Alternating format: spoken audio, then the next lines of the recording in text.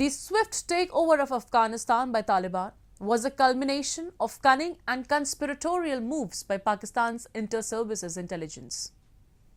It is unlikely that the South Asian country will end its support to Taliban.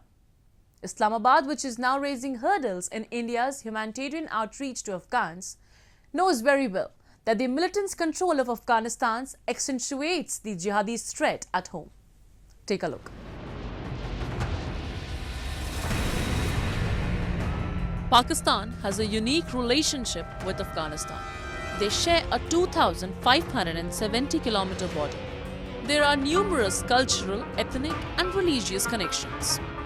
However, Pakistan has not been seen by all as a firm ally in the battle against jihadist terrorism. It has been long accused by many in the United States and elsewhere of providing support for the Taliban, something it denies. After the 9/11 attacks that were planned in Afghanistan, Pakistan positioned itself as an ally of the US in the so-called war on terror. But at the same time, parts of the country's military and intelligence establishment maintained links with the Islamist groups in Afghanistan like the Taliban. Those links, so it is claimed, at times turned into a significant material and logistical support.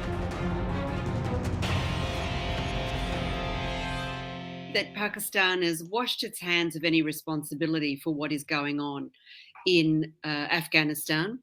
There are people who are on the record in the past 10 or 15 years who have said that they were supporters of the Taliban, funders, armors, whatever, and that the takeover, most recently in Owen Bennett-Jones' excellent BBC radio program, that the takeover of Afghanistan was an implicit aim of Pakistan's intelligence and military establishment.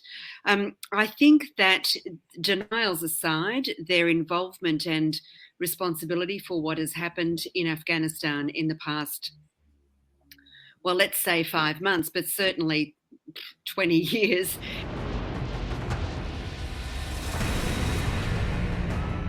Over the last 3 decades, Pakistan has viewed the Taliban as serving a twofold purpose.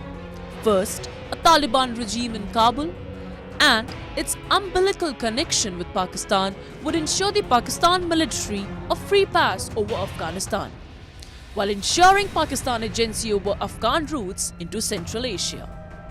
And therefore, Islamabad views India as an obstacle. Pakistan does not want any Indian presence in Afghanistan, including the continuance of its substantial aid program in the country. It would prefer the Afghan trade with India is not resumed. This may not be in accord with some factions of Taliban, in particular the Doha faction led by Mullah Brother. But the Haqqani group may be counted upon to support the Pakistan agenda.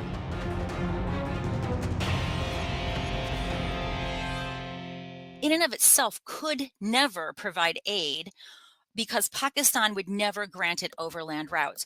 Pakistan, from the beginning of this conflict, this isn't the first time. I mean, this famine in Afghanistan is not new. It has been going on for well over a decade. It's that news of the conflict always crowded out news of the famine. Pakistan never let India transit food products, and India had actually took its excess wheat, made these highly nutritious, I'm not sure how delicious they were, but nonetheless highly nutritious cookies, for lack of a better word, to distribute to Afghan children in particular. In Pakistan, no, we're not going to let you transit over route through Pakistani territory.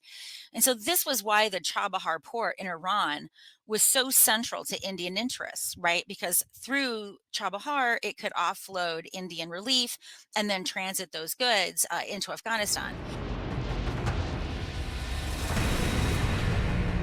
While there is a smug satisfaction in Pakistan at the proxy victory in Afghanistan, many are also warning of blowback.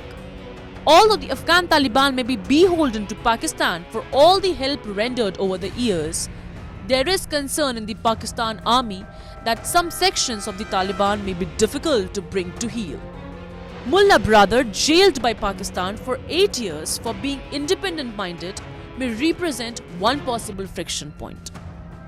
The Taliban as a new US ploy against China, to keep the region de-established and prevent the Belt and Roads Initiative from taking shape is another responsibility that concerns Pakistan.